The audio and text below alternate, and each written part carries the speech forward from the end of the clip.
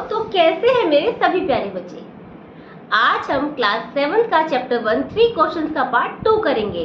तो part 2 start करने से पहले let's have a quick revision. क्या था, कोई एक राजा था जो क्या ढूंढ रहा था, अपने 3 क्वेश्चंस के आंसर ढूंढ रहा था। और वो 3 क्वेश्चंस क्या थे कि भाई कौन सा या क्या सही समय है किसी भी काम को शुरू करने का, कौन से लोग हैं जो उसकी हेल्प कर सकते हैं और कौन सा काम सबसे इम्पोर्टेंट है। इसके लिए वो एक बिग अमाउंट तय करता है कि भाई मैं बहुत सारा मनी दूंगा जो मुझे सही आंसर देगा। बहुत सारे वाइज मैन आते हैं उसके पास में, बट वो किसी के भी आंसर से सेटिस्फाई नहीं होता। लास्ट में वो एक हार्मिट के पास जाता है, एक सन्यासी के पास जाता है जो क्या कर रहे होते हैं उस टाइम पे, डिगिंग कर रहे होते हैं, खोद रहे होते हैं क्यारियां। राजा उनसे बोलता है कि मैं डिगिंग करता हूँ, वहाँ बैठिए, मेरे 3 क्वेश्चन के आंसर दे दीजिए। बट वो आंसर देते ही नहीं है। और जैसे ही राजा फिर सेकंड या थर्ड टाइम पूछता है तभी वो एकदम बोलते कि देखो कौन आ रहा है। अब देखते हैं कौन आ रहा है। Let's start the chapter.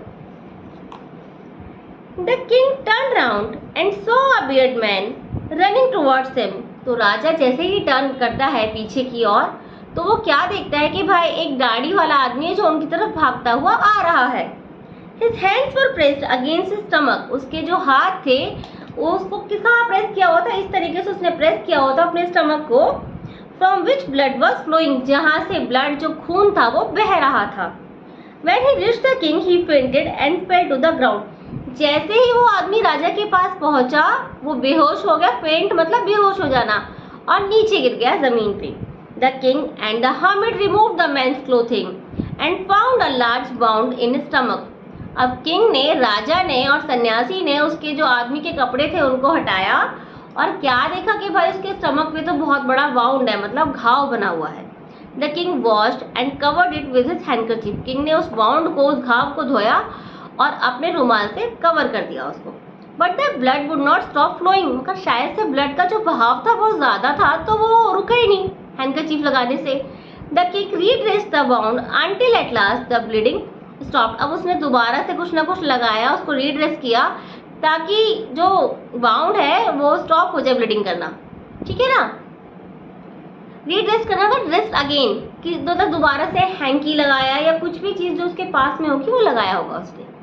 The man felt better and asked for something to drink. अब जो आदमी था जिसको चोट लगी हुई थी उसको थोड़ा सा अच्छा लगा तो उसने क्या कहा कि भाई थोड़ा सा पानी भी दे दो मुझे। The king brought fresh water and gave it to him. तो राजा क्या लाया, फ्रेश वाटर लाया और उसने उसको दे दिया। By this time the sun had set and the air was cool. अब क्या हो चुका था, जो सूरज था वो डूब चुका था और एयर, हवा कैसी हो गई थी, सुहानी या ठंडी ठंडी हो गई थी। The king with the hermit's help carried the wounded man into the hut and laid him on the bed. अब क्या है, सन्यासी की मदद से राजा ने उस आदमी को जिसको जो घायल हो रखा था उसको वो हट के अंदर ले गया, सन्यासी की झोपड़ी के अंदर, उसको बेड के ऊपर लिटा दिया। The man closed his eyes and lay quiet. आदमी ने अपनी आंखें बंद करी और चुपचाप लेट गया। The king, tired by his walk and the work he had done, lay down on the floor and slept through the night. अब क्या है, किंग भी थक गया था, एक तो वही उसने चल के आया था वो, उसके बाद उसने काम भी किया तो वो इतना थक चुका था कि वो जमीन पे नीचे सो गया। उसको शायद से याद ही नहीं रहा कि वो किंग है। When he awoke, अब जैसे ही वो जागा, it was several minutes before he could remember. अब जब वो उठा इससे कुछ मिनट पहले ही कि वो समझ पाता कि हुआ क्या था, है ना। Where he was and who the strange bearded man lying on the bed was, कि वो कहाँ है और वो आदमी कौन है, स्ट्रेंज पर्सन मतलब अजनबी कौन था जो बेड के ऊपर लेटा हुआ था, इससे पहले वो कुछ समझ पाता या याद कर पाता। Forgive me, said the bearded man in a weak voice when he saw that the king was awake. उसने क्या कहा, wounded man ने, जिसको घाव लगा हुआ था, कि भाई मुझे माफ कर दो। जैसे ही राजा जागा उसने सीधा बोला कि मुझे माफ कर दो। कौन सी वॉइस में, बहुत ही कराहती हुई आवाज में। I do not know you and have nothing to forgive you for, said the king. अब राजा क्या कहता है कि भाई मैं तो तुम्हें जानता ही नहीं हूँ और कुछ क्षमा जैसी चीज ही नहीं है, किस बात के लिए क्षमा करूं मैं, तुमको माफी दूं। You do not know me but I know you. आप मुझे नहीं जानते मगर मैं आपको जानता हूँ। I am that enemy of yours who swore revenge on you, मैं आपका वो शत्रु हूँ जिसने कसम खाई है आपसे बदला लेने की। स्वेयर का पास्ट टेंस स्वोर, ठीक है ना। क्या खाई है कसम? रिवेंज, बदला लेने के लिए।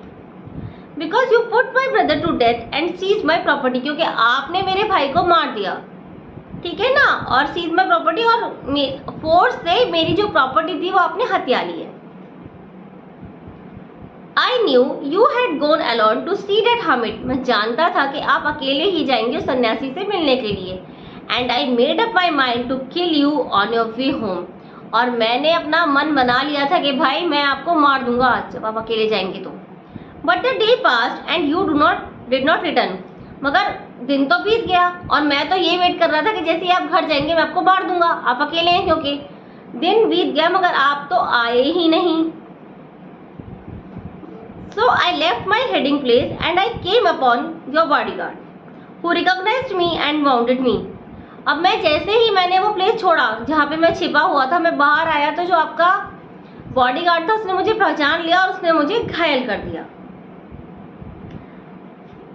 I escaped from him, but I should have died if you had not dressed my wounds.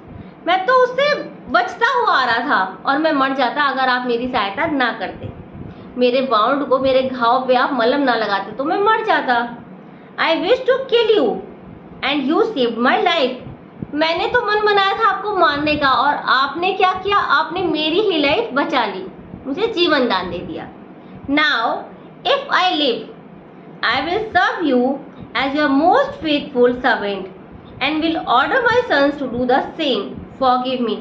अब वो क्या कहता है आदमी के भाई, अगर राजा मैं अब जिंदा रहा तो मैं आपका सबसे फेथफुल का मतलब होता है बड़े लॉयल होना और ट्रू, आपके लिए वफादार रहूंगा उम्र भर, और अपने बेटों को भी यही कहूंगा कि भाई आपकी सेवा करें, राजा मुझे माफ कर दीजिए। The king was very happy to have made peace with his enemy so easily. अब राजा जो था वो बहुत खुश था क्योंकि जो उसका एनिमी था वो उसका दोस्त बन गया था। And to have won him over as a friend, और कैसे उसकी दोस्ती भी हो गई थी। He not only forgave him but said he would send his servants and his own doctor to look after him. अब उसने, राजा ने केवल माफ ही नहीं करा उसको, उसने अपने सर्वेंट्स को भी भेजा। उसने कहा कि मैं अपने सर्वेंट्स भी भेजूंगा तुम्हारी सहायता करने के लिए या तुम्हारी देखभाल करने के लिए, और डॉक्टर को भी भेजूंगा कि तुम जल्दी से ठीक हो जाओ। And he promise to give back the man property, और उसने क्या प्रॉमिस किया कि भाई जो मैंने तुम्हारी प्रॉपर्टी हत्या ली थी ना, मैं उसे भी वापस कर दूंगा। Leaving the wounded man, the king went out of the hut and looked round for the hermit. अब उस घायल आदमी को वहीं पे छोड़ के हट के अंदर ही जो किंग था वो बाहर आ गया और वो किसको देखने लग गया, उन सन्यासी को। Before going away, he wished once more to get answers to his question. एक बार जाने से पहले वो यही चाहता था कि जो सन्यासी है वो उसके क्वेश्चंस के आंसर उसे दे दें। The hermit was on his knees, sowing seed in the beds that had been dug the day before. अब हमिट कहाँ था, वो अपने नीज के ऊपर बैठा हुआ था और क्या कर रहा था, वो क्यारियां खोद रहा था ना, जो क्यारियां खोदी गई थी उसमें वो सीड्स डाल रहा था। The king went up to the hermit and said, अब राजा जो है वो दोबारा से गया, went up मतलब गया, गो का पास्ट टेंस वेंट, तो वेंट गया वो राजा उसके पास में, सन्यासी के पास में, और कहा या पूछा, For the last time I beg you to answer my questions, wise man. हे बुद्धिमान व्यक्ति, मैं लास्ट टाइम अंत समय आपसे भीख मांगता हूँ या गुजारिश करता हूँ कि मेरे इन क्वेश्चंस का आंसर दे दीजिए। You have already been answered, said the hermit, still bending down to the ground and looking up at the king as he stood before him. अब वो नीचे ही बैठा रहा, जो सन्यासी था अपना जो वो सीट बो रहा था वो करता रहा, राजा को देख रहा था जो उसके सामने थे, और क्या बोलता है कि आपने आंसर खुद ही दे दिया। How have I been answered? What do you mean? मैंने कैसे आंसर किया, आपका क्या मतलब है? अब ये कौन बोल रहा है, ये राजा बोल रहा है। Do you not see? क्या तुम्हें नहीं दिखता? Said replied the hermit. hermit ने, सन्यासी ने उत्तर दिया। If you had not pitied my weakness yesterday and had not dug these beds for me, you would have gone away. अगर कल आपको दया नहीं आई होती मुझे देखकर, मेरी कमजोरी को देखकर, तो आप डगिंग नहीं करते ना, डिगिंग कहाँ करते आप, आप मेरे लिए क्यारियां खोदते ही नहीं और एज अ रिजल्ट आप चले गए होते अपने घर। Then that man would have attacked you and you would have wished you had stayed with me। अब क्या होता है ऐसे कि वो आदमी आपके ऊपर अटैक कर देता है, मगर आपने क्या ख्वाहिश जताई कि आपको मेरे साथ रहना है।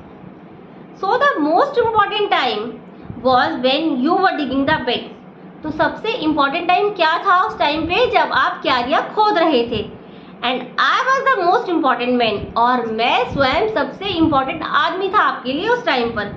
And to do me good was your most important business, और मेरे लिए भलाई करना ही आपका सबसे इम्पॉर्टेंट बिजनेस था, काम था उस समय पर जब आप कर रहे थे।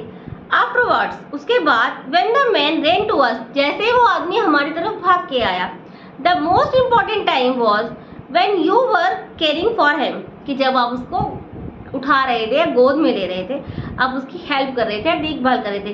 Because if you had not dressed his wounds he would have died without having made peace with you, क्योंकि अगर आप उसकी ड्रेसिंग ना करते, है ना, उसके वाउंड को, उसके घावों को ठीक ना करते, तो वो मर जाता और आपकी जो शत्रुता थी वो भी खत्म नहीं होती। So he was the most important man and what you did for him was your most important business. तो उस समय पर वो आदमी सबसे इम्पोर्टेंट था आपके लिए, क्योंकि आपने उसकी हेल्प करी, और आपका मोस्ट इम्पोर्टेंट बिजनेस क्या था, काम क्या था, जो आपने उसकी भलाई करी, वो उसके लिए जो किया वो। रिमेंबर देन, तो याद रखो हमेशा, there is only one time that is important and that time is now. हमेशा एक ही टाइम इम्पॉर्टेंट होता है, और वो टाइम कब है, अब, मतलब प्रेजेंट में जो हम कर रहे हैं वो ही टाइम सबसे इम्पॉर्टेंट है। It is the most important time because it is the only time we have any power to act। क्योंकि यही सबसे इम्पोर्टेंट टाइम क्यों है, क्योंकि भाई हमारे पास में पावर है एक्ट करने की। हमारा जो माइंड है वो भी कुछ ना कुछ हमें करता है ना कि भाई ये करो या वो करो, हमें सिग्नल्स देता है। The most necessary person is the person you are with at a particular time। और सबसे महत्वपूर्ण इंसान कौन है आपके साथ में, जो उस पर्टिकुलर टाइम पे आपके साथ में है। For no one knows what will happen in the future and whether we will meet anyone else। क्योंकि किसी को पता ही नहीं है कि भाई भविष्य में क्या होने वाला है, हम किसी भी इंसान को दोबारा मिलेंगे या नहीं मिलेंगे, है ना। The most important business is to do that person good। और सबसे अच्छा काम क्या है दुनिया में, हर किसी व्यक्ति की भलाई करना। Because we were sent into this world for that purpose alone। क्योंकि हमें भगवान ने क्यों भेजा है, हमें भगवान ने मात्र इसीलिए भेजा है कि हम भाई दूसरों की भलाई करें। तो ये था हमारा चैप्टर 3 क्वेश्चंस। उम्मीद करती हूँ आप सभी को मेरी वीडियो पसंद आई होगी। बेटा अगर मेरी वीडियो पसंद आए तो चैनल को लाइक कीजिए, शेयर कीजिए और सब्सक्राइब कीजिए। कल दोबारा एक नई वीडियो के साथ मिलूंगी, तब तक के लिए बाय। और पढ़ते रहिए न्यूज़पेपर, स्पेशली पढ़िए सारे बच्चे।